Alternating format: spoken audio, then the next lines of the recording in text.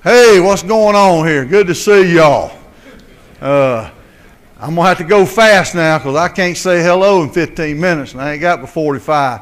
But what a privilege it is to be here with you. And I want to thank Coach Wiley, Coach Alexander. I saw Coach McNally running around here for their generosity. Greatest clinic in the world for $95? My God. That's fantastic, ain't it?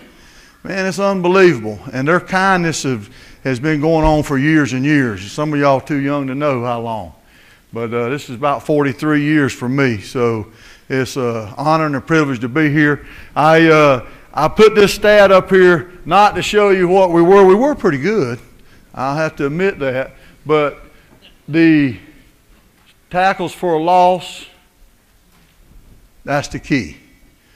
That's what it's about, keeping it simple. That's what my talk is today. We got 4 basic plays here.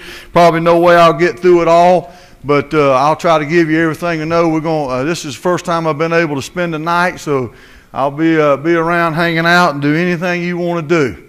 I give up chewing tobacco so I can stay up a little longer now, and I'm doing pretty good. All right, but that's what we do. Maverick, I'm having a little problem. There we go. But I showed you this. I won't go into all this. Why do I use boards for your base? Why do I use chutes for pad level? The trade-off, the chutes, they're going to duck their head. Yes, that's a negative, but I trade that off for the hips and knees and ankles being able to bend and creating a little flexibility. We also use it for landmarks. Most of you know, or you do, hopefully, we have our attack point. Some people call it where they strike, whatever. I'm a pretty simple-minded fella. And by the way, I don't have any train of thought, so you ask me a question anytime. I'll just ramble on here, anything you need. But we use the boards, we use the chutes for pad level. I heard Coach Ledford talking about that. Here's just the different things that we do with footwork and making them get their pads down. You heard Coach talk about dipping and lifting. All right, that's why we use that. So we're going to dip under it. That shoots a little lower at the back end than the top end, and I use that as a landmark as I'm watching them. We film everything. That's good and bad. Obviously, you see all the flaws. And as young coaches, don't make the mistake that I've made many times. Overcoach. Overcoach. When you do that, you create a lot of negative thought. All right? So yes, I can find 100 things wrong with everything they do up there because that's what I do. I do that all day long. All right? But they need a positive reinforcement. If it ain't nothing but, hey, man, you got good-looking socks on today. Let them know something positive because I have to apologize.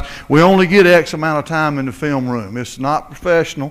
We're governed by the 20 hours, as you know. So we only get X amount of time, and I don't get a chance to cover all the good, unfortunately, and I try to explain that. I explain everything we're going to do and why we're going to do it. Obviously, it was mentioned up here a while ago by Coach Lefford. Kids don't listen. All right, so you got to keep doing it, keep doing it, and keep doing it. So that is my thought for you right there. I've made that mistake. We use boards. We use boards and we use big dummies. My process is I like to teach things on air.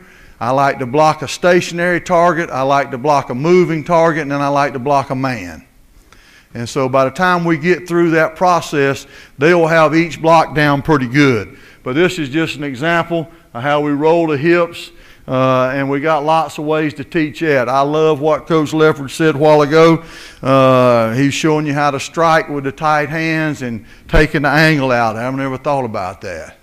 Angles, all right?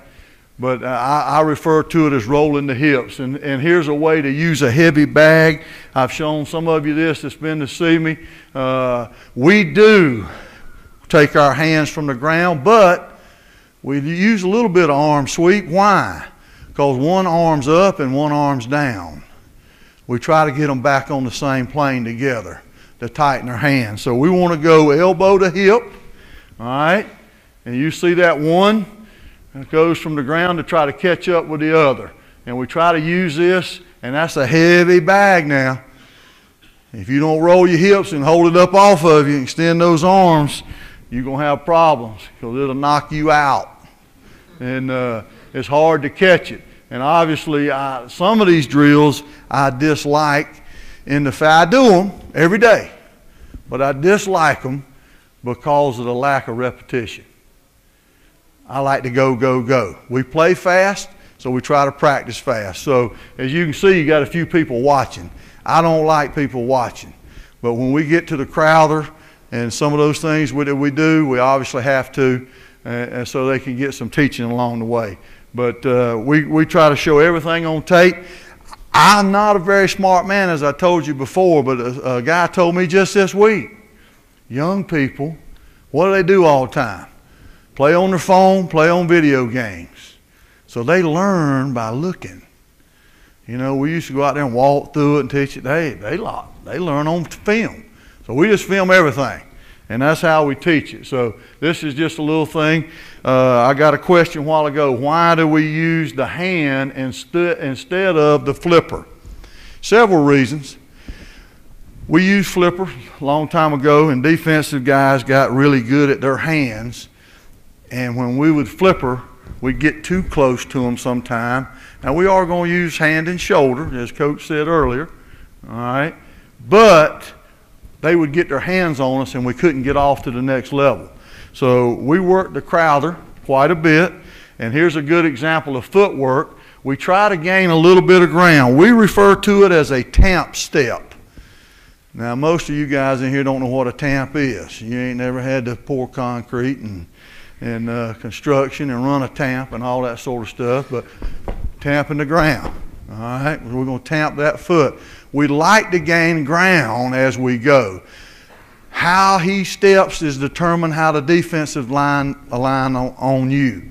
So if he's wide, obviously, we can be a little more aggressive up the field. If he's tight, obviously, we step in with our gap foot first, and then our near knee's going to come back to the defender.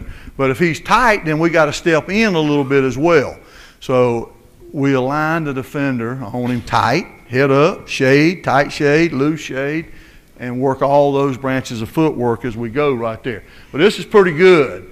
You can see we love to get 4 hands on him. All right? I ain't real strong in math, but 4 is better than 2. I do know that. So if we can get 4 hands on him, we can create a little bit more push. But you can see their first step, they getting it on the ground, and here we go. Now we can really get that defender off of us.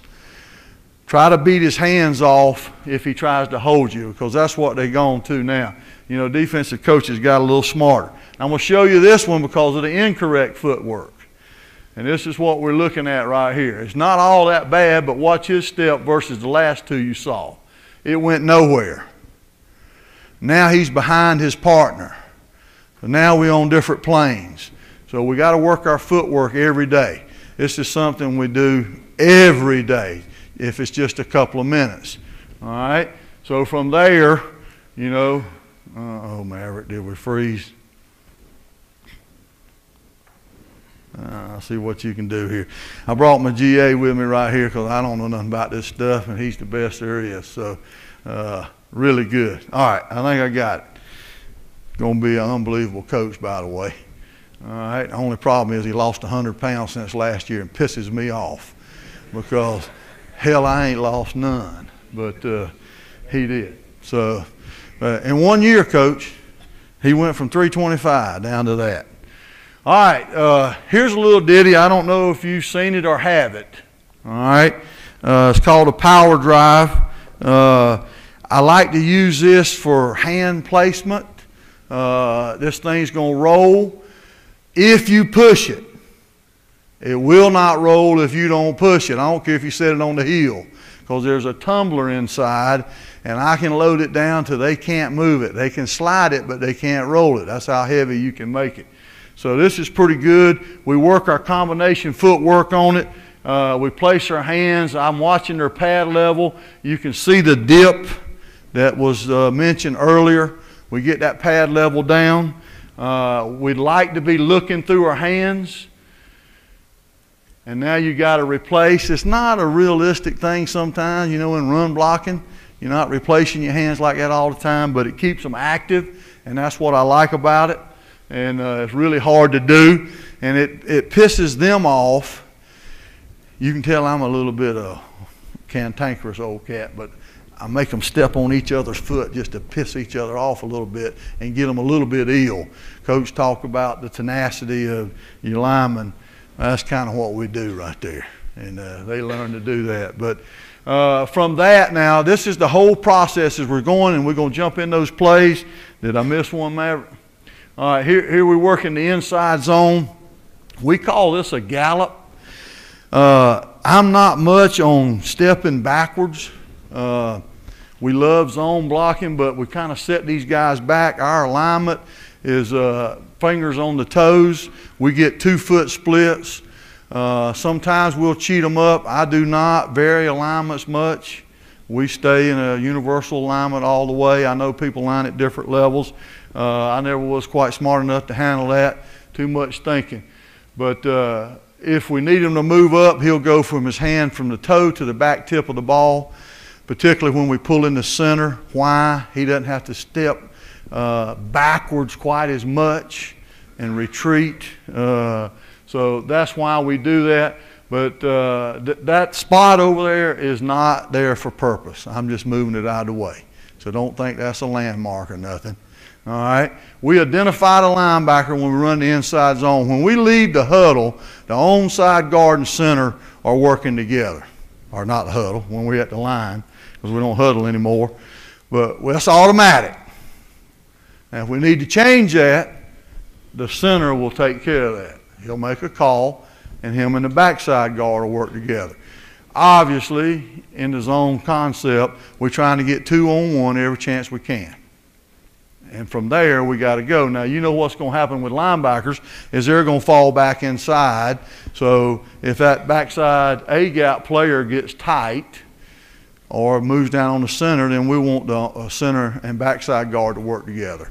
So we'll make a call and change that. And then it changes the footwork of the front side too. I don't like a whole lot of calls. I like for them to know what we're doing from recognition. But obviously today's game, you got to make some. But we keep it pretty simple. And knock on wood, we haven't turned a lot of people loose. We might get our butt whipped, but we don't turn them loose. You know, we're headed in the right direction. So that's how that combination goes. And we'll work this footwork together. He always tamps his gap foot unless that A-gap player is tight to the center. Then he has permission to step with a near foot. And so it will be a lateral step in that case. So just by alignment, they change their footwork, and we do it over and over and over. We're trying to become better hand users. We don't do that well enough. I've gotten 2 guys over from defense, and it's amazing to me. Defensive guys, all they do is put their hands in your chest, hands in the chest. Unbelievable. They're perfect. And then when they come to me, it's automatically they go outside. I ain't said a word to them. They just automatically put them outside. And I said, man, we just went against you yesterday, and you had them tight. It's just a safety blanket, and they, you know, it takes a little while to feel that, but we do a lot of pushing things, and they'll find out it's a lot easier to push with them hands tight than them hands out wide, and it's just a common sense thing, boys. I know y'all can't tell it, but I'm a little country, and we, you know, we'll push a golf cart, we'll push whatever, might push a truck, just whatever. That's why we got that power drive. And that's a pretty neat thing. So, but this is the kind of stuff we do over and over. We got to go odd too now. I won't have time to show you all that, but here's the center working with the backside guard, and everybody's footwork has to change. And we do the same thing. We get here, we're working combination. We're seeing more 3s and 4 eyes than ever before. Or not 3s. 3s is normal, but 4 eyes. We see a great deal of them. And that's the big point of emphasis that I think gets overlooked. I've heard these coaches say it. I've heard Coach Lefford say it. Eyes. Where are your eyes? What are you focusing on? Do you give him a focal point? What is he looking for? A lot of time it may be something, and it's really a crock. You know what I'm saying when I say crock, right?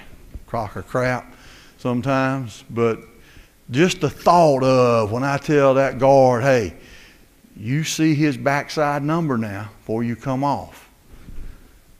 And it may just hold him on there just a little bit longer. Because, you know, if you make him think just a little bit, you see his backside number. You got to be careful, though, because sometimes they wear single digits, and they don't know what to do now over on defense when that happens. So I've had that question, and he said, Coach, he just got one number. I'm telling him to strike the play side number and breastplate. Well, he's only got one number. So anyway, you got to cover your rear end. You got to give them two focal points. But these are the things. I know you do all these. I'm running through them pretty fast here. But know where your defender is, who you're working to, communicate, talk to each other. We don't make a whole lot of calls, but we do say bump. We do say over, you know, that sort of thing. And then I'm a big believer in this. I don't get with the tight ends very much, and it's kind of funny because we run the power and all that stuff, and very rarely do we get them down there. But I'm a big believer in just having a few minutes of schemes, and you'll see bad footwork here, but we're just going fast, quick schemes, just a few minutes, make them think quickly, ask them which foot, where's their attack point, you know, where are they going to be, what we're working to. So we get that, and we usually get 5 minutes of this daily. On Thursdays for us during game week, after we do extra point and field goal, they have another probably 20 minutes of special teams going through everything. So I take the offensive line, and all we do is we practice, we walk through, talk, you know, where's our attack point, who are we working to. And then I always throw a defense up there that we haven't practiced against all week long. I always try to prepare for the unexpected. And so I'll throw something up there that they haven't seen. So if they got good ground-based rules, they won't have a problem, and they'll be ready to go from there. So that's kind of what we do. Maverick, I'm froze again. And we'll get into some plays here.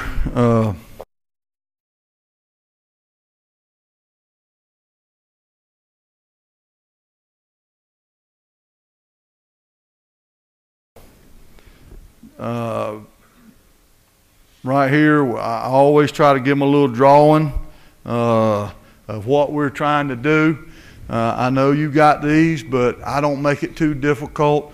I just have one little sheet, and I put basically what they do, and then I have them fill it out sometime, what they do, and then we start talking from there. And we got 7, 8 defenses on the second page that they might see. Shit. There we go. All right. Now, here's one. We identified the middle backer as who we're going after here on the inside zone, but it's a pretty good job of why we gallop. That's what I refer to it as. Where does that come from? Dressage. I can't even say the word, but my daughter was a horseback rider, and them horses, they dance sideways and pretty. So I just started calling out a gallop step, so we keep the toe and heel pointed in a straight line. Why is that important? So I can change directions. If I open that foot, my hips are going to open. It's hard to get back. Here's a good example. Watch this center right here. He's identified that linebacker as his, and now he can easily change directions and jump back on him. And we do. Now, I heard Coach Pittman say they're going to go outside the box. We do. You heard Coach Ledford tell you about the defensive front they had. Chubb, oh, fantastic. Good God. And, of course, we practice against some pretty good ones every day, too. But those linebackers can come off the edge and get us on the inside zone. It may not for you. You got to decide that. So we're going to make a call. We're going to make an out call. We're going to go out there to them. Of course, everybody has to come. So that's one of those few calls that we make. But if we're wrong, we live with it. but we're all going to be on the same page. Don't make a big deal out of it. I put a few of these inside zones in here. I tried to give you an example of everything that can happen. Here's a combination, good gallop by the center. Now they can climb. Good job climbing off on the backside here. I don't like the fact that his knee didn't go more into him. That guy right there was the first pick. He's pretty good. So, but these are just some things that you see. Who we ID'd. We tell you who we're going to block. We coming. All right? But we point a lot of times when it doesn't mean anything. And so I throw that out there for you. If you're going to do that, I like doing that because I like the elimination of mistakes. So I'll point and tell you, hey, we coming to block you. But we'll also do that too on other things that doesn't really matter, doesn't count. We're going the other way. But we always tamp the gap foots. Now see, this is a way wasted step. Awful. All right? We don't get enough on him. Well, we get some movement, but pretty good job snapping off. His linebacker scrapes out at the last minute. Now here's another thing you guys don't understand, that our guys have to be pretty smart up front. I think that's what that guy was saying a while ago, wasn't he? I mean, I'm not making fun, but the stats man. Wasn't he talking about the offensive line's important? Because he said the value of a running back, that damn Barkley, I'd like to have that dude. Jeez, I'm going to tell you. Well, I'm going to tell you right now, our number 9, he's a difference maker. So don't let him fool you. They important too. All right? But we don't know sometimes that there's motion. Sometimes we get that call. We're just sitting up there like goats at the gate, man. We're just waiting on, hey, what you want to run? All right, here we go. So finally I told him, I said, well, heck, man, you got to give us a little bit of warning now. If you want me to climb off to that safety there when that boy vacates, how about telling me sometime? So we'll put a buzzword in there every now and then, and if it's going to affect us, because sometimes it does. But, you know, they'll motion to the play, they'll motion away from the play, and all I want is them to tell me so I can tell my guys, hey, there's going to be a box change, boys. What does that mean? The linebacker's going to move over and the other one's going to come in there. So and we'll take care of it from there. If you'll just let me know. And so we have learned the names for motion. Everything we do is one word. One word. So we're allowed to play fast or we can slow it down. But every call is one word. We don't even have a snap count. We just run the same one all the time. So now, how do we get away with that? Because I teach that quarterback. I teach him. Not the quarterback coach. Hey, hold them numbers. We always say 2 numbers in there in snap count. Hold them. 19. 19, go! So we can slow it down right there. That's the same as going on too, ain't it? So we eliminate all that worrying about different snap counts. Just change it up. Change up the how fast you spit it out there. So we've been very fortunate, able to do it. So it's a pretty good job by the tackle prying back here, just to keep the runner off of us. Now, why?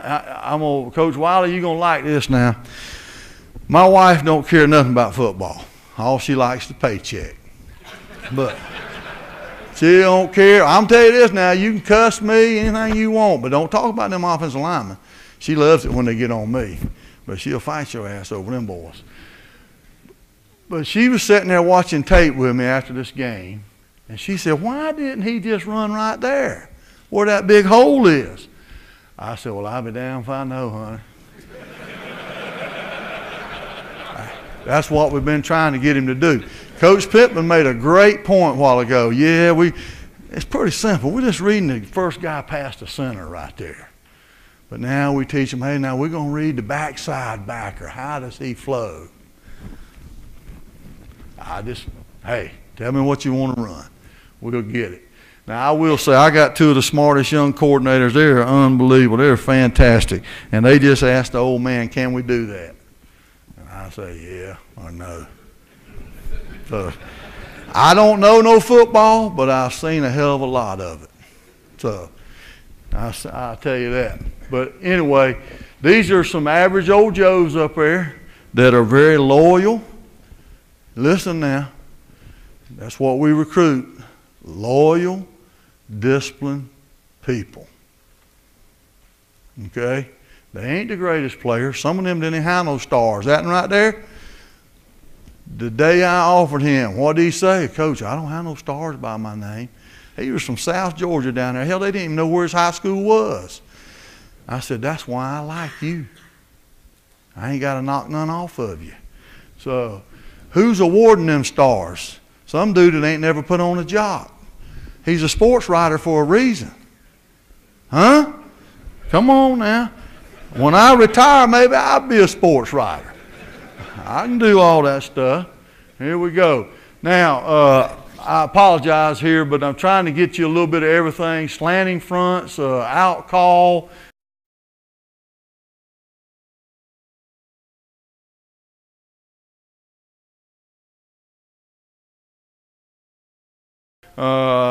You stop me, split flow. We do a little bit of all. Inside zones are number one play. How many times we run it?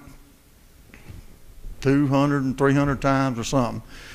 Anyways, over 10 times a game, 10, 12, 15, because all the RPOs are off of it. Now, that was hard for me to learn that, what's the acronym? Because when you grow up in the country, all you've ever heard is RPMs. I don't know nothing about no RPOs. So, but I can tell you about RPM. So that was the hard part. But here's different fronts. The split flow affects the linebackers. We got motion and split flow up there. So these are things we have to know. Good job of this tackle just slowing down. We call that sifting through. You know, you don't have anybody to climb to. But now, we don't do it all the time. It depends on what these two are doing. Why? I don't like to have a guy on an island. Some of y'all don't mind one guy blocking that one guy. Let me tell you why. Brent Venables, first day of spring, we saw under, over, odd, bear with every twist and every stunt. First day, I got two dudes that ain't never played. I can't even teach them how to run a base play. And they said, well, we ain't scheming you. Shit. We put in plays that we're gonna run all year. I know they got to defend what they see, but that's what you got to be careful of. So now we got to do all that footwork. That's why the 4 basic plays. All right, we make it, and we'll break it on down to that because we'll package a couple of them together and eliminate so many things that I have to work on. Because, that guy moves just a little bit and then your footwork changes. Like right here, he should have sifted that and we'd have been a little bit better off, but there's a safety down in the box and sometimes things like that happen. But this is great right here. Watch inside. You're going to see these three all change men right here as they go. And this is why the footwork's critical. This is why we tamp the foot. This is why we step with the gap step. This is why we pry back. You heard all those things from Sam. Good discipline right here, not chasing, because we know where everybody's going to be. And they all three change right here, and we walk in. Of course, we can't account for the safety, but Lord, they're trying to figure a way we can because they want us to block every one of them. All right, here's one. You see the center. He's communicating. The tackle's communicating. This is our freshman group. Not freshmen. Some of them are, but they're young. I've never done this till I joined Coach Sweeney. And one thing I love about him, he wants kids to play. I had 8 linemen that have over 200 snaps. I had 2 more that had over 150. I ain't never done that. Now, they got to earn that right. But we play them, and I ain't talking about no mop up because we don't run the score up now. That last game we could have. We didn't. We was nice. I know Coach Wiley was wanting us to, that last one. Shit, mine was wanting to score, but anyway. But, they're going to play. We try to get them in early in a clutch situation to see how they perform, and if they don't do it, then they sit over there with me the rest of the time. But here's one with a lot of movement, and everybody kind of slowing down and just picking up. I love to come off the ball. I cut my teeth running the option. Wishbone, split back, you name it, we did it. But it ain't all about flying off that ball anymore. Yeah, we coming off, but we just slow it down by shortening the steps. All right? We coming off. We're trying to attack. We want to be physical. But sometimes you just got to cover them up. I mean, that boy back there running that ball, he's on scholarship too.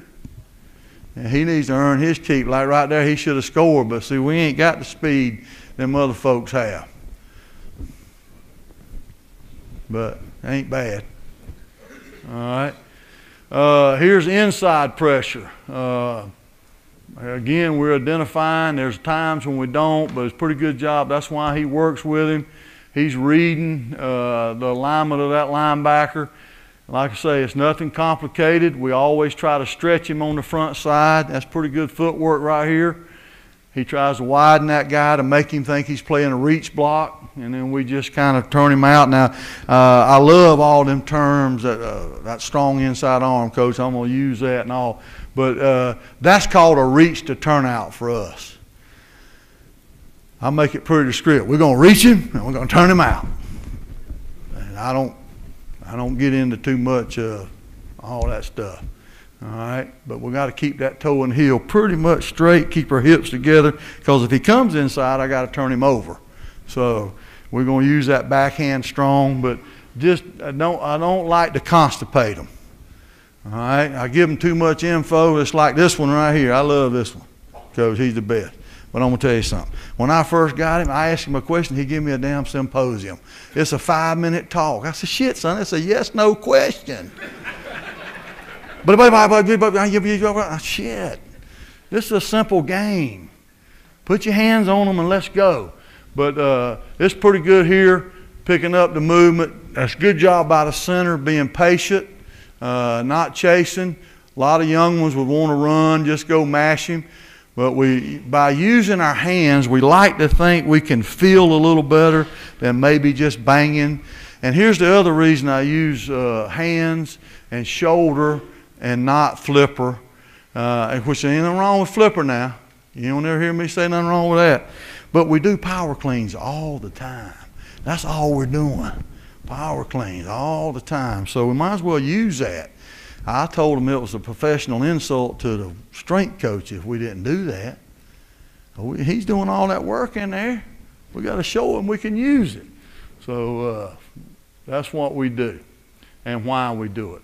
If I don't give you the why, then I ain't giving you money's worth. So make sure you ask it if you don't understand why. Here's and we'll screw up a lot too now, but we try not to miss them. Here's pretty good footwork. Like I say, we're always trying to go up the hill a little bit. This is okay by that backside tackle. And I know y'all thinking, well, he just missed him. Yeah, he did, but he cut him off from the inside. Our inside zone is A to A. A to A. If we wash one through A, then he can go in B. But we're running A to A. And so he sees that creeper, he's got to get that 3 technique cut off. So I can't ask him, hey, you step ease in there, keep your shoulders square. Crap, put your hat between the defender and the ball carrier and let's go. And that's what he did. And I don't have a problem with that. So if he misses, then that's my fault. All right, what happens if you got a silent count in the center? He's got an ID. Well, he's already made the ID there. What do we do if there's a 5-man box? We lock it. We're going to block 5 for 5. Automatically, the backside tackle will sift. What does that mean? If the linebacker creeps back in, then he's going to slide on through there and work up. Here's your coaching point. Anytime we lock the box, we double the shade. Anytime we lock the box, we double the shade. We don't care if he's front side or back side. Why? Because if there's a 3 technique, then that onside guard, he's man blocking now. All right, he's going to step with the inside foot and make sure nothing crosses his face. Well, if they twist, then I can pass him on. But if I step outside foot, I can't pass him on. So that's automatic when that call is made. So that right there alone, if you don't learn nothing else, you done learned something right there. Probably already knew that, but there you go. All right, got to have communication here. That's why it's tough when we go silent count. We got our head down. All right, and that guard there's got to help us. He's got to alert him. That's why you see that hand right there. Flash at him. Let him know, hey, he's back in there now. The lock's off. We're rolling. So we see every kind of front. Nobody sits still. Everybody's going to slant and move. And, you know, we kind of grown to like that. What happens when they just roaming around? They got where they do this now. They'll just roam around. You don't have a clue where they are. Well, you run tracks. What does that mean? Everybody's going to step play side foot, and here we go. It ain't real difficult, boys. Don't constipate them. Watch them. All right, just step play side foot. Now, that's awful. And we say that. One thing in my room, you're going to learn to take responsibility for your actions. If you don't believe it, just ask Maverick. I say, what is that? They'll say, that's awful or shitty. And, you know, they ain't supposed to be saying them ugly words, but we do sometimes. All right? But that's all the questions.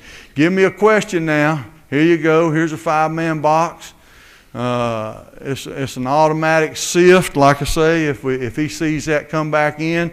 Now, what happens? Oh, Lord, we're wrong here. We don't have a shade. We got 2 zeros. Or 2s, or whatever you fancy folks call it. I just call them head up. All right? So he should be favoring the side of the linebacker. All right? He went to the wrong side here.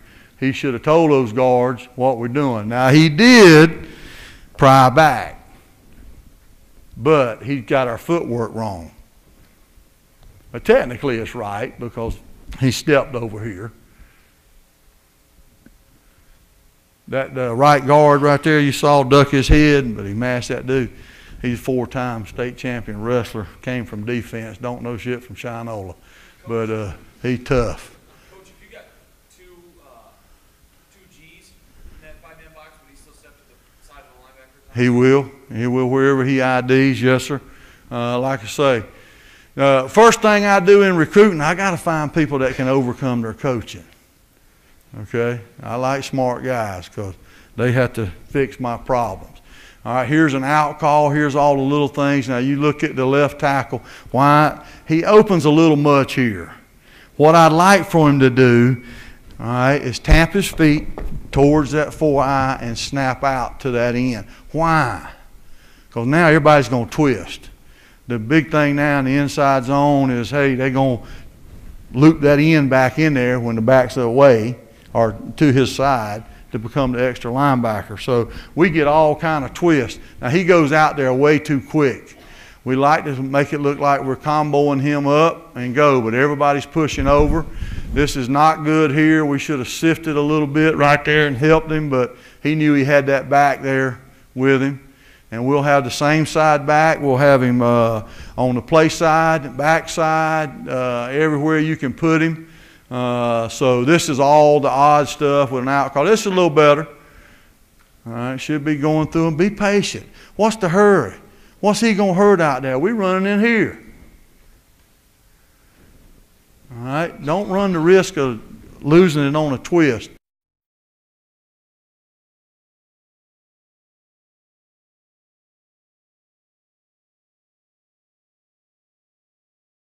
All right, Maverick, hit it, baby. Come on, I got to get out of here. They're going to run me off here in a second. All right, goal line, it don't matter.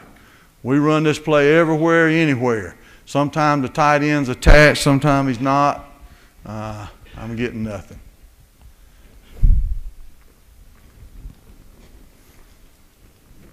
Obviously, we got to draw people over there when you got a hangover. Now, this is awful. This is right tackle. This is awful. But it's a pretty good job here on the backside. Good job by the center climbing. Now, let me tell you about that center's footwork. Because he has people on his nose and because he's on a different level, yes, we lose ground there. All right? We'll step with depth. All right? Try to lose ground to overtake just because of that fact. If you're having trouble snapping, I know the NFL don't like it, but if you can't snap the ball with holding it like you're a quarterback, then pendulum that thing. Been doing it for years. It's not a problem. And then the pride factor will take over, and they'll work on it because they'll watch the NFL and they'll say, well, he don't snap it that way. I said, well, damn, get your ass out there and learn how to do it. So that way they'll work extra. And that's what this one did. He started out pendulum and ended up normal. Maverick, I think I'm going too fast. But let's move on to the outside. Any questions about the inside zone? Where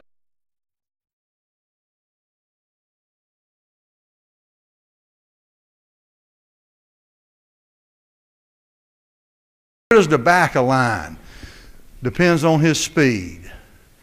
Normally his toes are at 6.5, but if he's really fast like number 9, he may get at 7. If he's slow like number, what was choice, 26, then he might be at 6.5.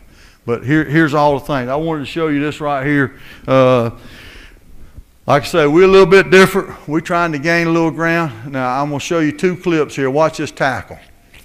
All right, he opens his toe too much. He's got his foot a little too open in the stance for me. Remember now, I'm old school. I started in the day when you had to have your toes straight ahead. I'm not to that extreme, but I don't like him get too open because it makes this kind of step right here. Looks pretty good, but here's what we want. Let's see if we can get back to it. Just a slight bit of difference. Watch his step. All right, we want to be a little bit more aggressive. All right, now, we won't see a whole lot of sweep out of a 2-point stance. Why? Because both hands are already swept. So they're going to go straight from his knees there. I do use my hands if I'm changing direction. So if I'm opening to the right, yes, that arm will help me open. I used to use the terms like cranking a lawnmower, but you modern young'uns, y'all electric start now and ride. You don't pull nothing. So that's hard. My old things, my God, they didn't know who Muhammad Ali was. They didn't know who John Wayne is. That's how old I'm getting, Coach. Nobody knows that kind of stuff anymore. So I've had to learn about Tupac and all them kind of things because that's what they know. Well, a blind hog finds an acorn every now and then, Coach. This is the same thing Coach was showing. We all do the same drills type deal. This is working the outside zone. It took me forever. My history, I'm an old sweep guy, and I like getting the ball on the edge. And it took me forever to get them just to run the outside zone. I don't know what you call it, Coach. You made the point a while ago. To me, it's just a sweep. But I had to sell it as they block the exact same people you block on the inside zone, just different technique. So I guess you call it wide zone. All right. I don't know anymore. But, we do all the things. We slant them, we move them, we make sure you do. That's why, his angle changes the tighter that end gets. So those things are still relative in our eyes. Now, I'm not saying that's right, it's just what we do. But our outside zone, exact same people, different technique. Exact same people, different technique. Now, we run it to the tight end and we run it away from the tight end. Ideally, if we're running it to the tight end, I want to be in the pistol. If we're running away from the tight end, I want to be in the hip position. Why? Because the ball's going to get downhill probably a little sooner. But that tight end, H-back, can help me on the 5 technique if the contain is back. So there's 1 or 2. Coach, you need to go. You just tell me here. But here's an example. Now, at this point, when I first did it, these wide guys, we had 2-step dragging. What does that mean? We'd keep our shoulders square and to try to keep him from beating us inside before the guard. Now, that guard is actually helping the tackle and then kiss him back on the nose. And we catch them by surprise. Versus odd, it doesn't matter. A lot of it's relative, but he'll check stun inside, slow down. That's all he got to do. On the backside, Coach, we will cut. Coach Lefford made a good point. And I saw Neil Gilman over there. We use them donuts. I bought some of those from him. We can roll them out there. and they'll cut, and we gator roll, rip an arm through there and gator roll. All right? Yes, sir. Okay, thank you. Thank y'all for letting me be here.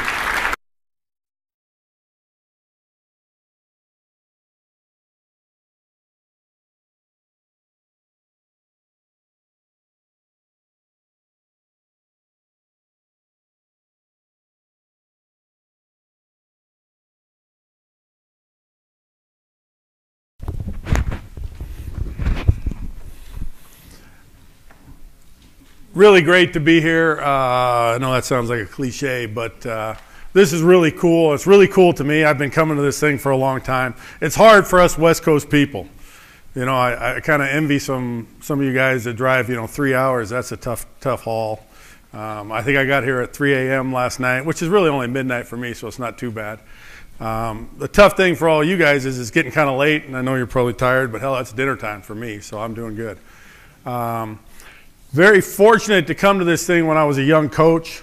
I think this is one of the coolest things in the profession of coaching, period. I came here, I was 20 years old, 20-some years old, mid-20s.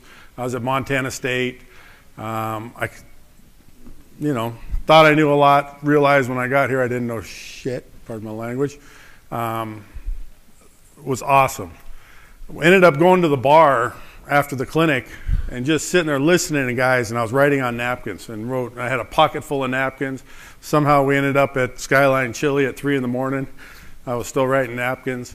I'd love to get back here every year. It's hard. Our recruiting stuff's gotten crazy. Every time I come back, it like renews you. It gets you thinking, and you learn a different way of saying something or a different way of doing something, and it's incredible to me. It just kind of re-energizes me, and I think it's awesome. There's a lot of guys in here in my career. I wish I could just sit here and point them all out. Coach Mudd, I used to go see him every year when I was at Montana State, and I think he got sick of me for a while, and he's an amazing coach. And a bunch of guys I've been around here. Coach Alexander, I've seen all the time.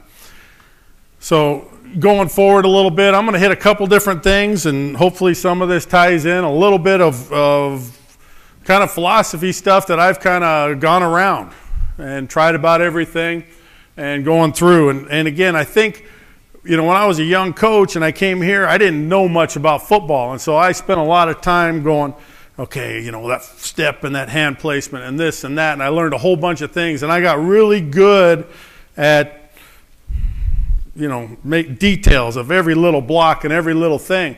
What kind of happened along the way is I got away from what I knew real well was get the suckers to play hard, right? Go be tough guys, go compete, go all that stuff. So as the more you do it, the more you kind of dial in on what you believe and get them back to playing. So some few things from practice and how we teach stuff and how we drill it, and then I'm going to get on to some wide zone stuff. Practice has got to be hard so the game's easy. I'm not sure who said it was a Coach Caldwell was talking about these guys sit around on their phones all day, right? We're dealing with a different generation, which is just the way of our evolution. But we don't have guys that are working jobs. We're not getting guys that are used to working hard. And so we got to create that environment to make it harder on them. And we got to make practice hard so when they get in the games, it's going to seem easy to them, okay? Obviously, we're going to play like we practice. Coach Wiley did a thing a bunch of years ago about unconscious competence. How do we get them to play unconsciously? Okay, full speed, just like we go. And I explain it to my players because they can't understand that concept very well. They're too busy thinking about girls. But I tell them it's like driving. You can drive to campus and you make all kinds of decisions and do all kinds of things, and not once were you thinking about driving. So we got to get you to play the same way. We got to get you to be able to attack, go, do all this stuff without even thinking about a damn thing. Okay? There's no such thing as a gamer. I haven't found one yet. If anybody has, let me know. You just got to read for it. And then we got to do the right things in practice in order to do them right on game day. If we can't do them in practice, it ain't going to happen. You all know this. I'm just reaffirming my beliefs. I believe we have to strain them in practice. I think we got to make it hard as hell. The harder we can make it in practice, the better it is. And I get sometimes where you go to a high school practice, and I see a bunch of them. I'm going out recruiting, and the O-line coach, they got 8 guys, and they're walking through everything, and they're doing everything kind of half speed. And then I don't know how that carries over to a game. Okay, I think we got to strain them, make it tough, And I think as an offensive lineman, you have to learn and embrace the thought of getting comfortable being uncomfortable. You know, the game of football starts in the third play. Shit, my shoulder hurts. I'm breathing heavy, right? Big man moving, you're tired. So we got to get them to a point where they're going to be comfortable being uncomfortable, okay? So we have 3 different tempos I use, and I teach these tempos in practice so they understand where I'm coming from. There's no gray area and all that stuff, okay? And this is really our individual time. The first thing we're going to talk about is teach tempo. This is when we're, you know, really it's the starting point of every technique you teach, every drill you teach, everything. We're going to do it slow. We're going to talk through it. We're going to make it perfect. We may break it up into parts, step, that stuff. And we're going to make sure they understand it before we go to number 2. Number 2 is our execute tempo, which means we're just going to line up and execute a drill or a technique. We're going to go full speed. We may stop it, go do it again, make a correction, keep doing it until we get it right. Okay, that's kind of your general speed. And then the last one is we call fast tempo or jet tempo, because jet's a tempo. I coached for Rich Rodriguez for 5 years at Arizona. You know, jet tempo, tempo offense, a lot of you guys probably do it. We're going to practice our individual at jet tempo. We're going to train those guys to move fast, both on offense and defense. And that's my time to really find out how well they can do what I'm asking them to do. By that being, we're going to get as many reps in as we can get in a 10 to 20 minute period. We're going to change the drills, and we're going to go fast, and they're going to be gassed. Okay? Now, key things is you got to teach the defense how to line up. You know, how to rotate, guys to rotate, because you can't wait for guys to come back. You're already going to the next rep. And you're really only correcting the big issues. I think this is the best film for me to watch. I've gassed them. They can't think straight. They can't breathe. They're doing everything. And then I'm going to come back and we're going to sit down in the meeting and we're going to watch the film. Well, what is that step? Well, we already taught it. We already did it and executed it. Now let's see what the hell it really looks like. Okay? So to kind of get an idea, and I really don't have any great film to show you, but we're just going here, and you can see I got guys lined up ready to go next. We're just working a 2-on-2 combination. We'll get more into this in a little bit. And they're going, and as they're going, the next group's lined up on defense. The next group's running in here. I'm signaling defensive stuff real quick. Boom, as fast as we can go. And next ones are going. We're going to go, this one takes a little too long because I'm going nuts because the linebacker ain't looking at me. But boom, boom, boom. How fast can we get, how many drills, how many reps can we get done in a 10 to 20 minute period? If you do that, you film it, that's where you're at. Okay? Again, it's one thing for them to understand it. It's another thing to be able to do it unconsciously, right? Just like you drive a car. And that's what the whole thing's about, bringing it back to that. Okay? Uh-oh.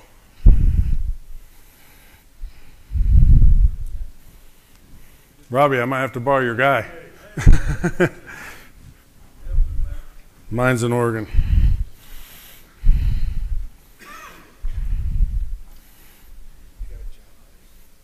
Uh-oh.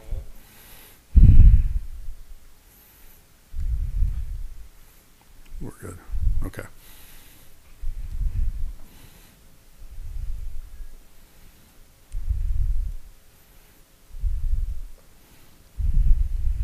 Okay. The wide zone. We're a multiple offense. We run tight zone, inside zone, wide zone, not outside zone. Coach Alexander, wide zone, right?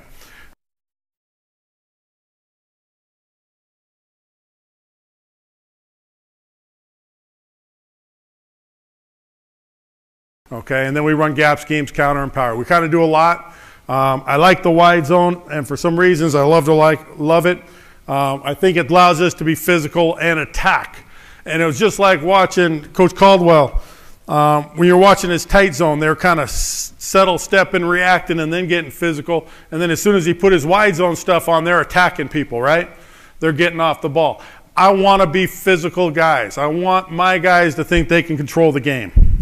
I want them to think they can come off the ball and be aggressive. To be attack, not react, okay? And so I think the wide zone allows us to be physical, allows us to be aggressive, and allows us to move the line of scrimmage, and that's our goal, okay? The other things we can do is we can run it out of a ton of ways. We can run it with a fullback. We don't have one in our team. We can run it with 2 tight ends, no tight ends, various personnel groups, all those things. It allows us to marry the run and the pass, and earlier we talked about the keeper game off of it, which is awesome. And then we can add some RPO adjustments to it, where we can, if a defense is overloading the box, we can take the one-on-ones and throw some quick things. Okay. The other thing is that it's the simplicity of complementing it with the tight zone. Again, like was said earlier, same assignments, different aiming points, different technique, allows us to do more, create more confusion for the defense. All we're really changing is the technique and the fundamentals.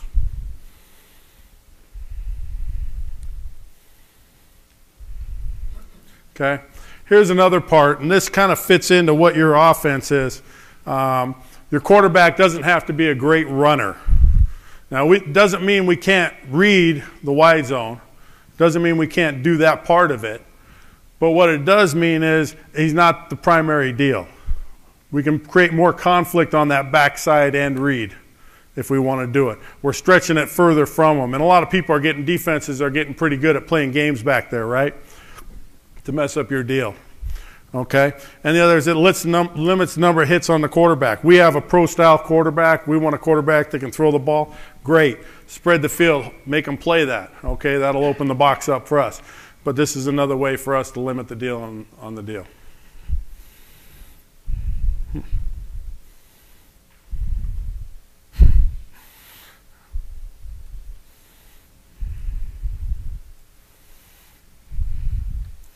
All right.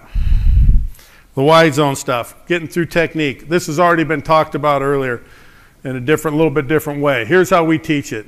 We teach one-man combinations. It means I got a guy probably by myself. Most of the combinations we do are 2 men, 2 guys for 2 guys. We'll also get to 3-man combinations, and we have some other adjustments on that.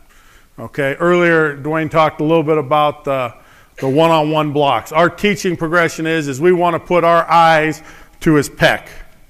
Okay, that's our point. We want to get our eyes to his pec. Our first step is whatever gets us to that position. That's one of the great things, you know. You get a kid who just came from high school to college. Coach, what's the footwork? Well, where the hell are you supposed to get? His pec. Well, what's the footwork? Okay, hold on. You got to go take a dump. If the bathroom's over there, what's the footwork? If the bathroom over there, is it the same footwork? Right? So whatever footwork is whatever gets you to the position. Okay, that's the position step. The second step's the important part, though. That's the crotch step. We want that second foot going right into the crotch. We want it driving to it. Okay? Now, the same thing we were talking about earlier about that inside lock hand, we're the same thing. We want that inside lock hand on the bottom of the rib cage. We want to stick it in there, lock that thing in there, and drive it. Okay? So this is back to just teaching it. And we're starting with guys that are head up. This is a guy going left, guy going right. We want to be on the pec. Whatever first step gets them to the position. Second step should be to the crotch. His is way too tight. Okay? Then come back and get it going a little faster.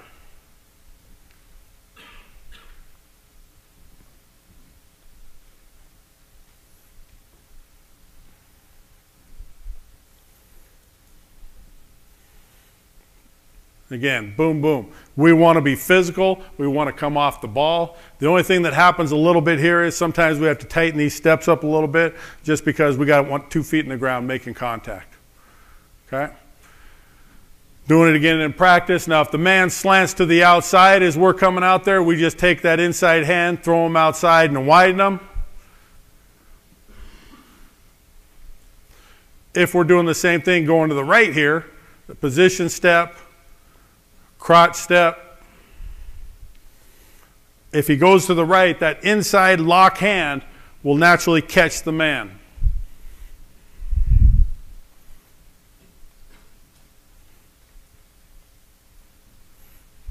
Yep.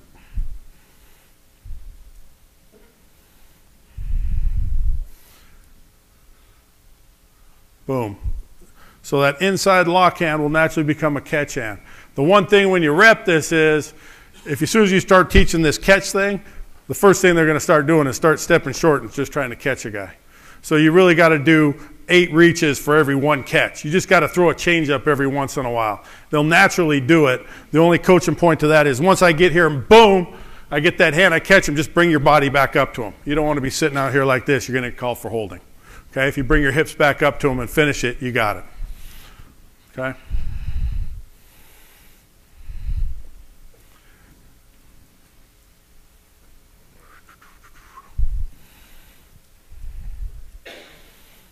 So, right tackle over here. Okay, I don't like this because I think he's getting knocked back too much. Okay, and he wasn't strong with his lock hand, but it gives you kind of the idea of the steps. This is from the spring, so it's a little bit better. Second step there, goes outside, throw him outside, and keep going. Okay, now to the 2-man combinations. So we teach the uncovered guy and the covered guy. And it depends on where the alignment of the defensive lineman is. And we're talking about a play side combination only. For the covered guy, the first thing now is the aiming point goes from the pec to the armpit. We want to put our eyes in his armpit. First step's the same position step. Second step's the same crotch step. Okay? And we're going to take that inside lock hand now because we have a helper coming. We're going to put it in the middle of his chest, in the sternum. Again, emphasis. We want to come off the ball. We want to knock people back. We want to get after them. So again, going back to teach tempo, a little wider, hands now in the sternum, and they're in that spot. Okay? The second guy, we're going to step right at the defender's head. Okay, right at his head. Now, and Coach was talking about this earlier, I tell him we're going to take a step at his head, take 3 steps, and go snap the guy outside. Well, there's other things that could happen. You can go 3 steps and snap him outside, but if the guy comes to you, or if the guy hangs there, you're going to end up doubling him. If the guy comes to you, you're going to end up taking over him. The problem with that is as soon as your young guys start doing that, and they step at his head, and they're trying to think about 3 different things happening, what's he doing? What's he going to do? What am I doing, right? We want to go play fast. I want them to run. I want them to think, run, snap, react to everything else. Okay? So again, just teaching it, just getting them to snap. 3 steps, snap and climb. Okay?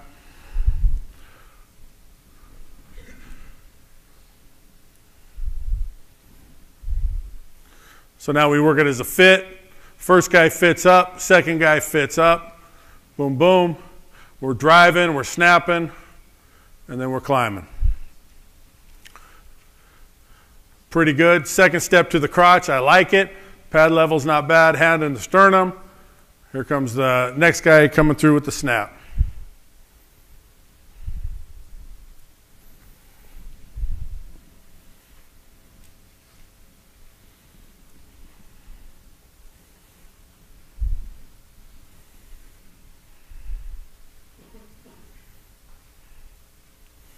Okay, defender slants outside.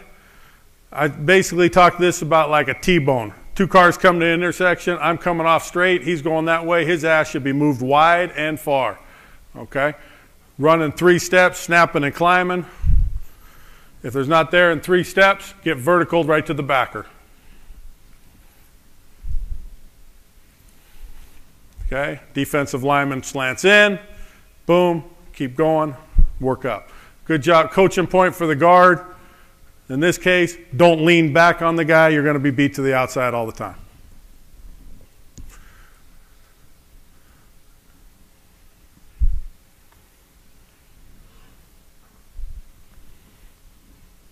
So left guard, left tackle. Pretty good job of snapping right here and taking it over.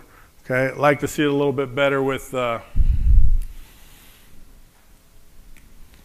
tackle and the driving.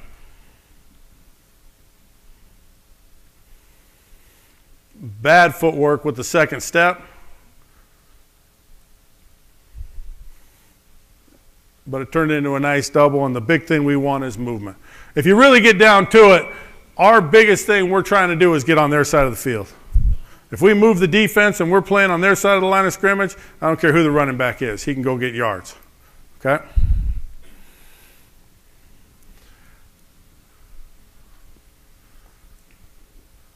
Same thing here. Defender slants outside. We climb. Slants inside. React. Puts us on our path. With the center or the second guy you're saying? Yeah, it'll happen that way sometimes. If he ends up on the play side, he wants to reach it, but if not, he just wants to move it. And again, the last thing I want to do in any of our wide zone stuff is position block. We want to move guys. I hate this shit. Pardon my language. So, and again, here you go, just talking about playing it. I hate the right guard here. Good job by the center, moving them. Again, creating movement both up the field and and horizontally.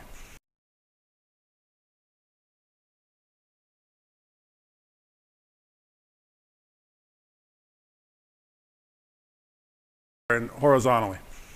Okay? Now, a little bit different when the defender's shaded backside, when we have that 4-eye, which we're seeing more and more nowadays. This is where it gets a little bit different. We still step with the play side foot, but our whole deal and our whole teaching on this thing is it's all based on where the linebacker's aligned. So our track, our aiming points, our footwork, if the linebacker's inside, we're going to work vertical through the outside guy. If our backer's cheated play side, now we got to set ourselves on a track to get that linebacker. Okay? The uncovered guy is going to treat it more like a man blocker. In other words, he's going to take his eyes to the play side pec. He's going to get the second step to the crotch, and he's going to get that hand on his inside. So backer's inside. We're going to stay pretty square, crotch position. He's a man player. We're driving, turns into a nice combination, and we come off on the backer. Okay, here's a center guard, same kind of scenario. I don't like the leaning back. That's the one thing we got to kind of stay away from. We turn our shoulders back, we're in trouble.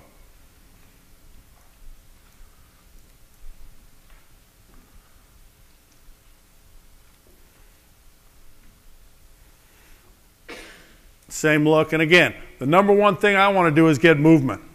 You want to screw with the 4 eyes, knock their ass back 2 yards, put those backers in a bind. Run that last play back, Coach.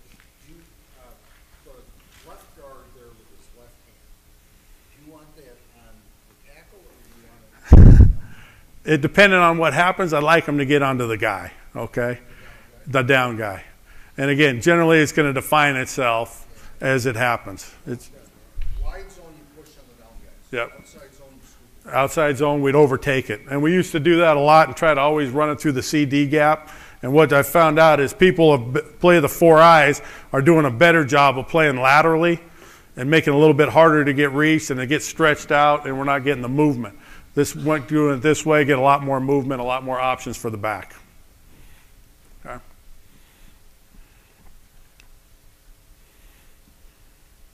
Now a little bit, he's set way over here, so I'm going to set my track to the backer through the down guy and get movement. So here we're working here, set the track to the backer. Last second it changes up. Guard does a good job. I don't like his footwork. He's crossing over too much, but he does a good job of catching the man and hugging up his hips.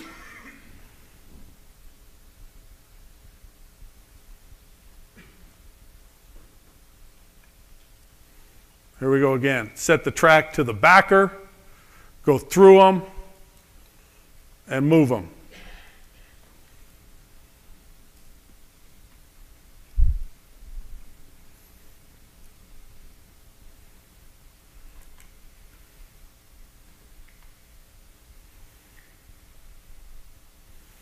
Now, I don't like his second step. It should be going to the crotch.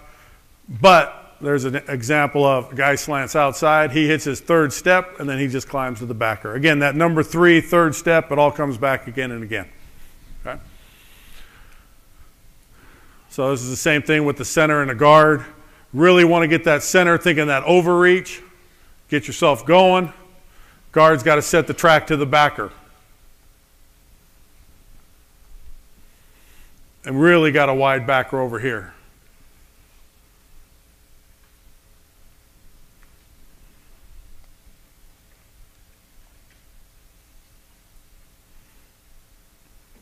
Now, again, what we're talking about. I don't like this. See him swinging his hips around and that position blocking crap. As soon as that happens, that's what usually happens. If he would just get there and drive vertical up the field, he's got the guy cut off, reached, whatever. A reach block is a lot easier to me when you drive somebody than when you try to position them. Can you go back there and stop it at the front? I'll try with this thing. Before the snap? Before the snap, right there. Yeah. Say you were running the ball this way, wide zone, Yeah. okay? And the tight end and the tackle are working together, this back is over here. W- And the back is over here, the tackle's uncovered, you got a three technique, and you're running the ball out. Yep, and they're working to this. What are you telling the tight end and the tackle on that scoop block to that backer, the backer is running downhill? That begins the tough part, okay? Two things. One, how wide is this DN? Because really the technique's the same for these guys. Well, the But- tight end doesn't have a 9, the guy's not. Okay, if he's on him, then you got the same thing, okay? If he's tight enough now, these guys may catch it up in here. If he runs through the B gap, we'll catch it up with the guards, aiming point, and all that stuff. If it's an issue, that one becomes one that you got to be ready to work in a game plan deal. If they're trying to hit the gaps real quick. Well, the guys, well, what we found was that once we started the block, if that linebacker's coming downhill, we tell the back make it go outside now. Get out there. The only thing, yeah. Because sometimes the tackle can't get up in time to get the guy, but the back's now running over you. Right, unless that ends chasing you outside. Yeah. Is there anything you work on to get your guy to press and vertical instead of shuffle? What do you do? Just drill the hell out of it, I'll be honest with you. Just drill the hell out of it, expect it, show it to them on film, redo it, get it right, then do it fast and see if they can still do it right. You know, kind of the same thing. Okay. And we do the same thing, tight end tackle, the coach was talking about. It's kind of the same thing. Every once in a while you'll get a guy in there, okay, a backer where we get a pretty good deal.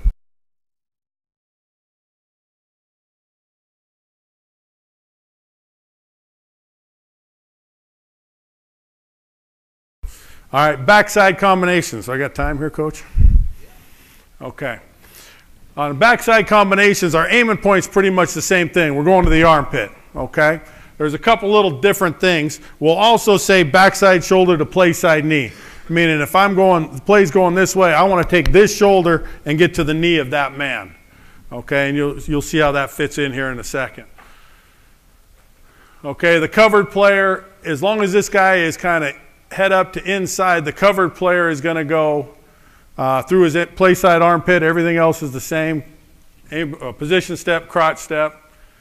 The uncovered player is going to turn, open step, crossover, and run through the inside knee of the down guy, or where the inside knee was.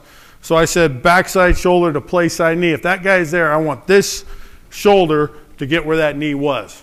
If the guy stays there, we're going to double him, I'm going to cut him, or if he moves away, I'm going to work vertical up to the linebacker. So I'm always setting a spot for him to get going to. Again, I want him to play fast, I want him to go, I don't want him to be trying to read it and slow down. If we're playing slow, we're getting beat.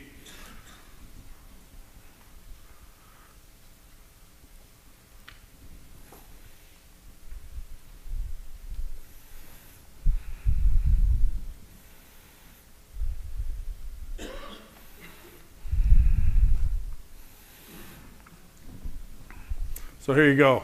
Inside through there, second step, not good, a little too far, should be going to the crotch. I'm running through there, he doesn't show, and I'm going there. I'm expecting him to slant. He slants, it belongs to the tackle there all day long. Cut his ass. Okay?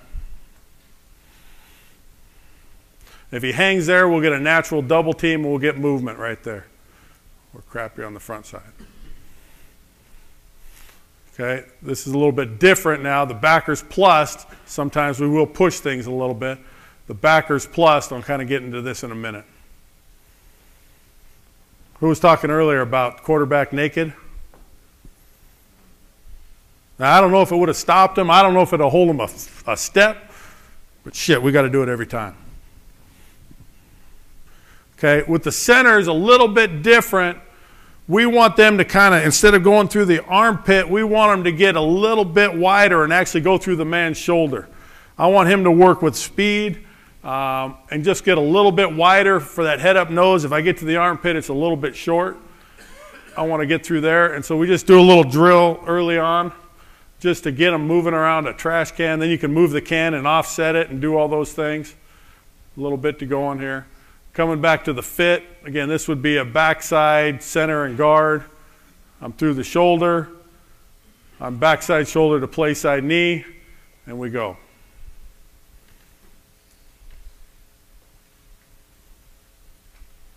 Okay, D lineman slants this way, then I get vertical.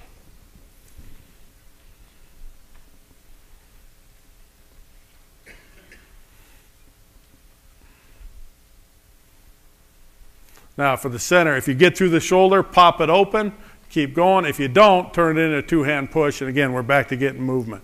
What I like to do is get them playing a little bit sideways. If they're just going to sit there, we're going to get their ass cut down, right? If they start playing sideways, now they're moving sideways, we're getting vertical, we're getting movement, right? Now we own the line of scrimmage, okay?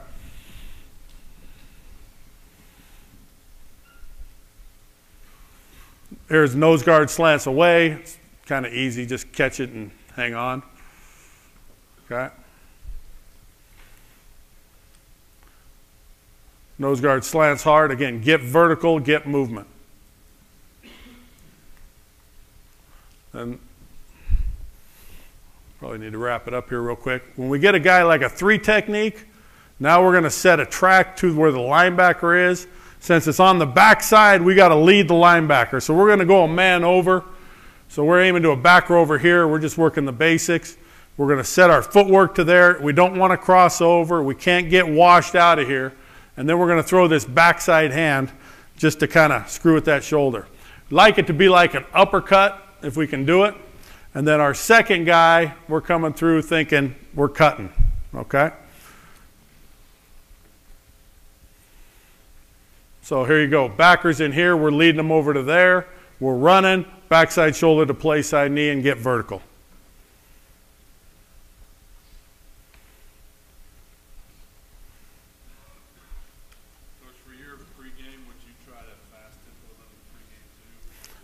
No, I'm not a big pregame. Let's just get a little sweat going and call it good. You know, I'm not trying to get them worn out. Then they'd probably rebel, to be honest with you, because they're, you know. So, last one, and I got a bad one here because I was going to get into cutting. This is pretty good by the guard. The last thing I don't like is, and I'll kind of hit it here. We always want to take one more step on a cut. We always want to drive up the field on a cut, and that's kind of the thing right here. Drive up the field, take one more step, don't dive when you cut, drive.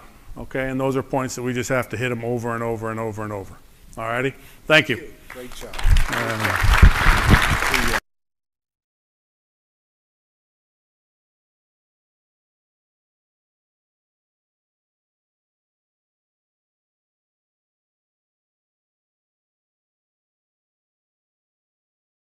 Being here. Do appreciate the time.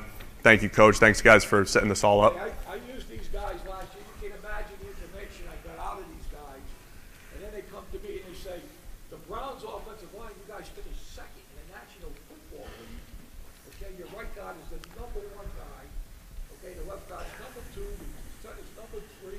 Doesn't matter. We all got fucking guys anyway. It didn't matter. We blame all your quarterbacks all the time. I told you last year we blamed Kaiser for 12 sacks or whatever it was a couple years ago. Baker's always drifting and all that stuff. But they made an improvement there at quarterback. So for those of you who don't know, Pro Football Focus, we grade every single player on every play at the NFL and FBS level. We do it in a completely different fashion probably than you're used to. It's all production based. It's all based off our perception of how well did each player execute their job. We've come up with, we're now working with all 32 NFL teams, 57, and we just recently received a call when we were in the hallway for the 58th FBS team. So we are continuing to supply that data at the NFL and FBS level. It's grading, and it's also an accumulation of stats and numbers, a general view of run concepts and defensive fronts and all these different things that we've seen teams really be able to implement into their weekly game planning, off-season, player personnel discussions, whatever it is. We're really, I think, infiltrating the NFL and FBS level and just making processes easier, more efficient, and maybe even changing some processes and opening eyes to different things. So I want to go through a couple different things. This is titled FBS Defense Rankings. We'll get to those in a minute. But I want to start with some of the findings that we've come up with over these last couple of years. PFF started about 10, 12 years ago. We started doing this grading thing.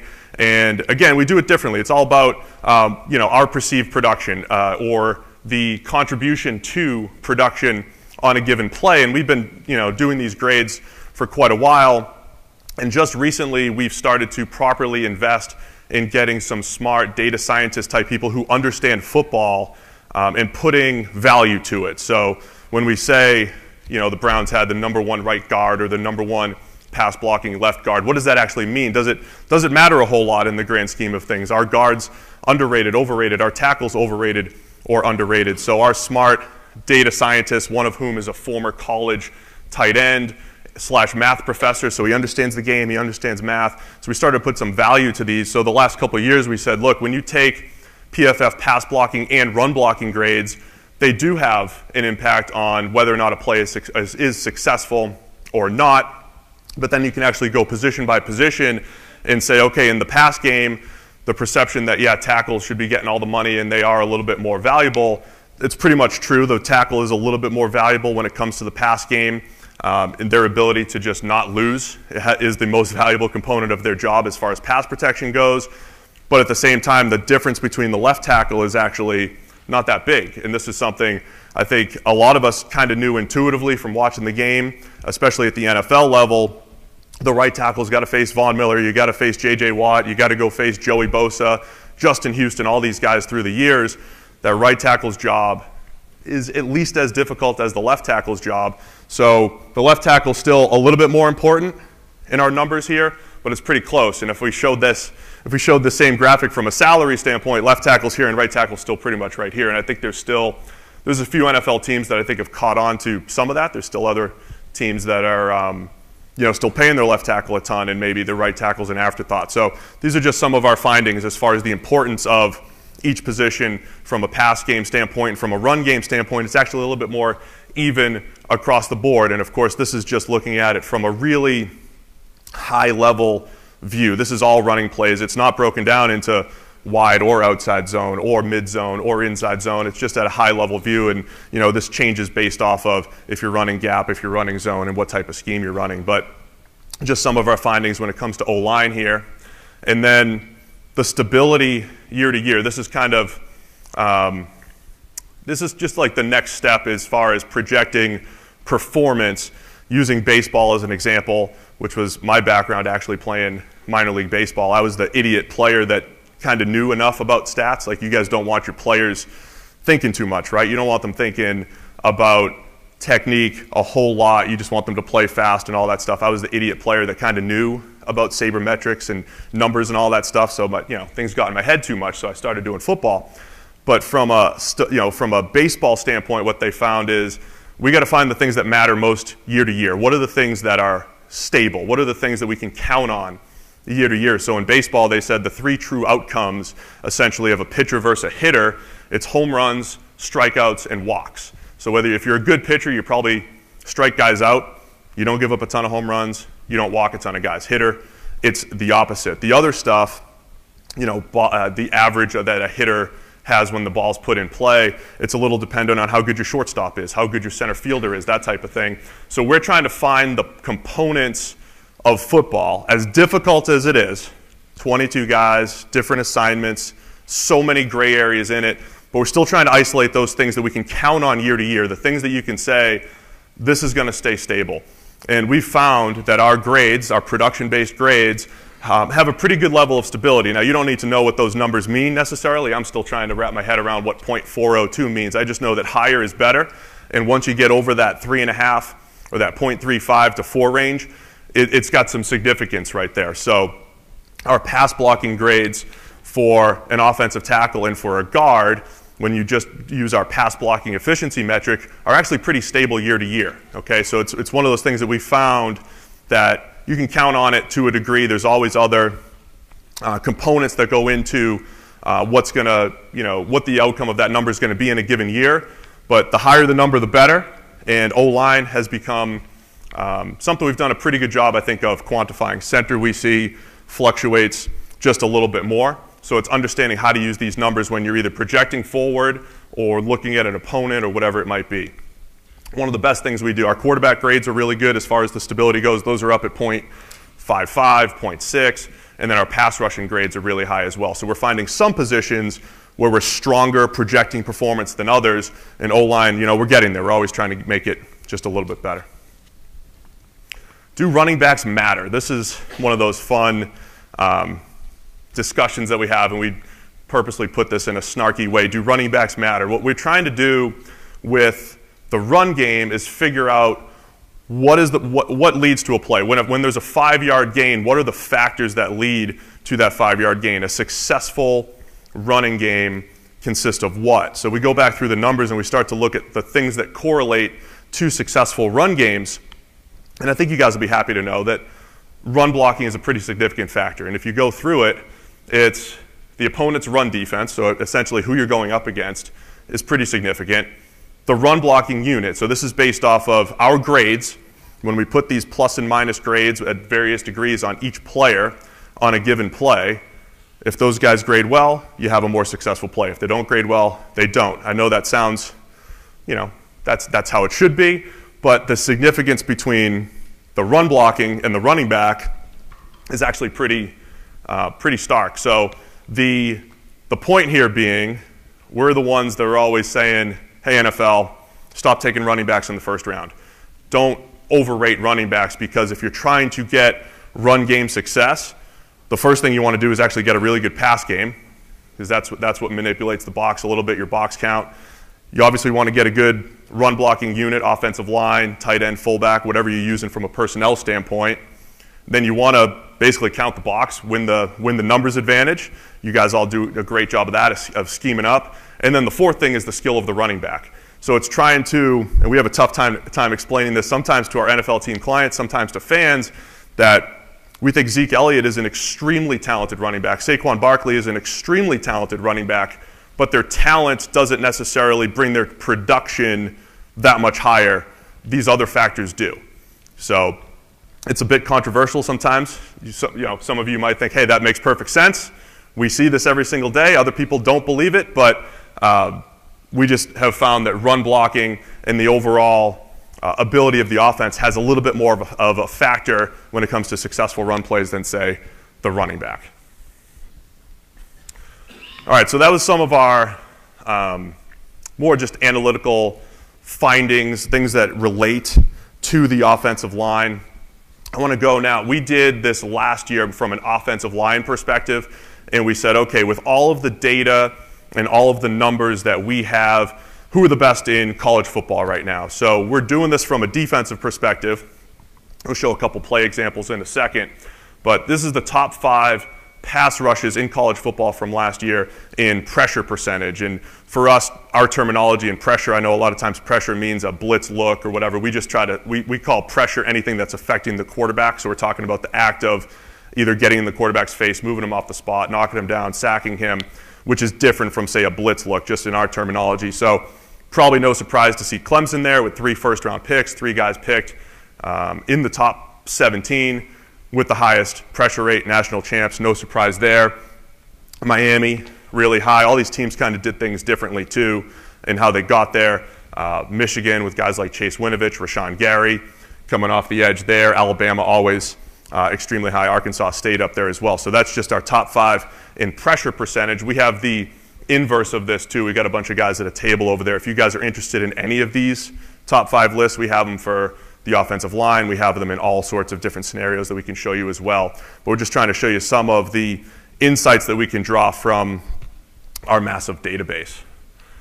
So this is our top 5 pass rushes just when blitzing. So this is pressure percentage when blitzing. We have a couple play examples of Miami here. So they were at 54.7%. This is our trusty tool called Ultimate, which, by the way, I don't know, some people in this room might have access to our data with your team, whatever it is.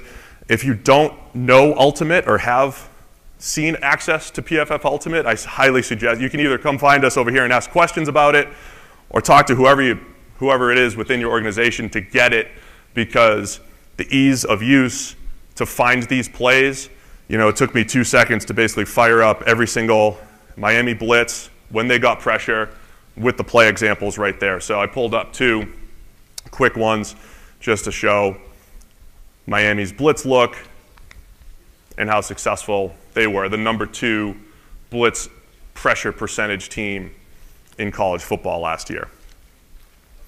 We built this tool Ultimate a few years ago after working with NFL team clients for a few years and trying to just solve a lot of the problems that you guys have, or just, again, increase efficiencies on a weekly basis. How do you increase your game plan a little bit more efficiently, find what you're looking for a little bit more efficiently? So that's our top 5 pressure percentage blitzing. We have the same thing from a stunt standpoint. We put a very, very broad, we use broad terminology for stunt. Essentially anytime there's some sort of gap exchange from a pass rush standpoint. So I've got 2 examples for Air Force here, who's one of the top teams there. We've got your just, traditional end and tackle. We have more of a cross X blitz type of thing for the second example, but the way we track it at a very broad view is just the exchange of gaps, and the way teams are using this is saying, okay, we're putting everything into the stunt bucket, and then of course you guys can sort this every which way and get as detailed as you want based off of that. Similarly, we can look at how teams performed against certain run concepts, and again, we try to stay very broad here. Paul was mentioning the difference between outside zone, wide zone. We try to throw stuff into the very, very wide buckets, so then you can go and say, hey, this is wide, this is outside, this is mid, whatever it might be. So for power, the number we're using here is yards before contact, because again, we did this last year for the offensive line, and we were trying to show, okay, which offensive lines or which schemes were creating the most yards before contact, before the running backs even getting touched, just to try to isolate the blocking as much as possible. So this is the inverse of what we showed you last year. And again, if you guys are curious as to which teams rank high or low from an offensive line or blocking standpoint, we can do that over at the table when I'm done here. But from a defensive standpoint, Wake Forest giving up minus 0.3 yards before contact per attempt against power last year. Just an example of the type of data that you can pull out, the type of data that teams are using, whether it's early in the week just to get a snapshot of what some of the strengths and weaknesses are of the team that you're going against or whatever it might be. So that's power. Same thing for counter. We see a bunch of Big Ten teams here: Maryland, Michigan State, Ohio State, Minnesota up there. And then we have a couple play examples as we get into inside zone. Michigan State's number 3 there. So we just have a couple of plays showing them blowing it up and making plays in the backfield. Their defensive end, Willicus, pretty good player. One of our top graded run defenders. I think he's number 48 over there. So they did a really nice job on inside zone concepts. Again, keeping it very broad for us as far as what we, the way we bucket these run concepts. But essentially, any play in the FBS season or the NFL season gets, Brian, how many lines of data do we have now? How many columns? 180 columns for every single play, the things that you can kind of pull out. So all these different data points that you can kind of construct and try to find what you want.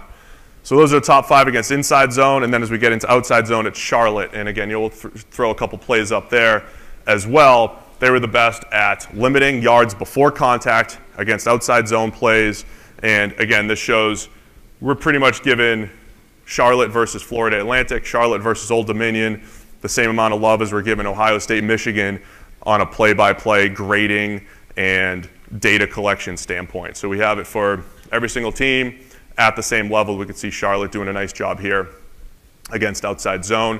So yeah, I'm sorry I'm highlighting defense here tonight. We did offensive line last year. I wanted to show the defense, wanted to show what you can do potentially when you're going up against the defense, finding their strengths and weaknesses. And it's something that we're trying to continue to evolve. We've got this massive database. Teams are finding, I think they're just scratching the surface in how they can use it. We've continued to learn different ways that we can use it and help teams, and we're continuing to do that, all with an eye toward winning football games. It's why everybody's here, to learn more ways to be better and to win football games. It's our quest to find what wins football games at the NFL level and what does it at the college level, and we try to use all that data, and that's why we have every NFL team as a client. Cross that off. Make that, just write it in right now. 58 FBS, I'm just kidding. 58 FBS clients, and we put a lot of time into it. There's over 500 employees all over the world doing this work, putting the effort in, over 50 hours of video watched each game, and we take the data very, very seriously. We do a first run on it. We do a review. We review the reviews if they need it, and just trying to add as much context as possible to every single play. So I appreciate the time from anybody. If you guys have any questions or if you want to see any of those top 5 lists, whatever it is, we're out here at a table. Thank you, guys.